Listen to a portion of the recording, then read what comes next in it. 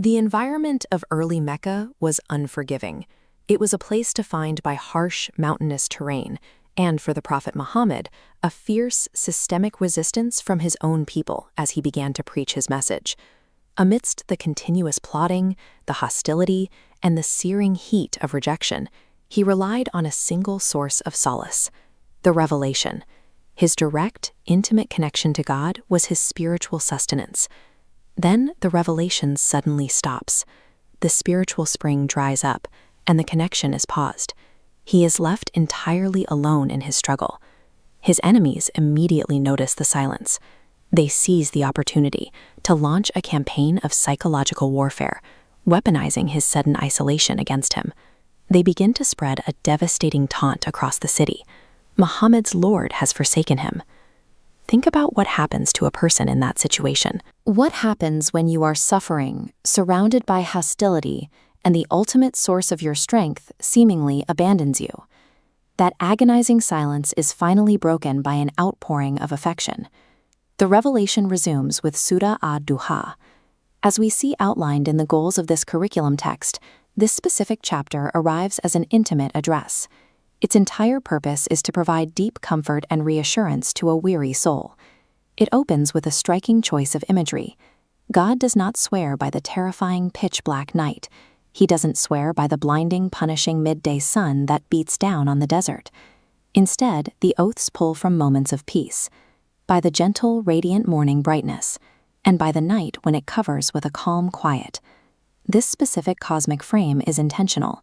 It shows him that the universe around him is not a hostile, empty void. It is a harmonious environment built on gentle rhythms. Immediately after setting that scene, the chapter delivers a direct emotional refutation to the taunts of the city, an explicit promise: your Lord has not forsaken you, nor has he turned away. By linking his emotional state to the rhythm of the cosmos, the text reorients him. It proves that he is enveloped in care, not abandoned in isolation.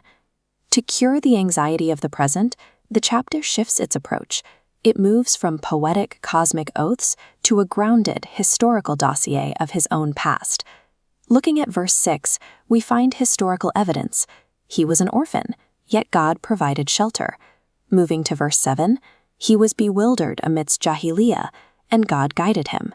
Finally, verse 8, he was impoverished, but God enriched him with the support of Khadijah.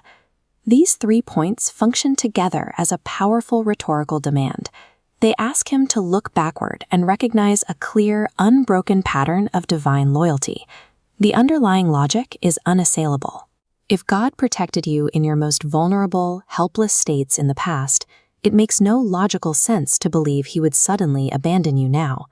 Through this evidence, the crushing anxiety is replaced with absolute certainty. He receives a promise that his future struggles will end in lasting satisfaction. But the chapter makes a brilliant final pivot. Divine comfort is not meant to be hoarded. True gratitude requires outward action. The historical proof maps directly to a new moral duty. Because God sheltered him as an orphan, he is strictly commanded to never oppress an orphan. The parallel continues. Because God enriched him when he was poor, he is strictly commanded to never repel or humiliate anyone asking for help.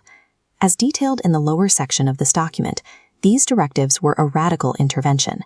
They elevated a harsh, greedy society that ignored the weak into one grounded in strict justice and moral restraint.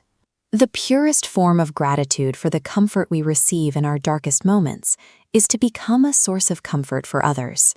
The divine grace given to heal one man's heartbreak became the eternal blueprint for human compassion.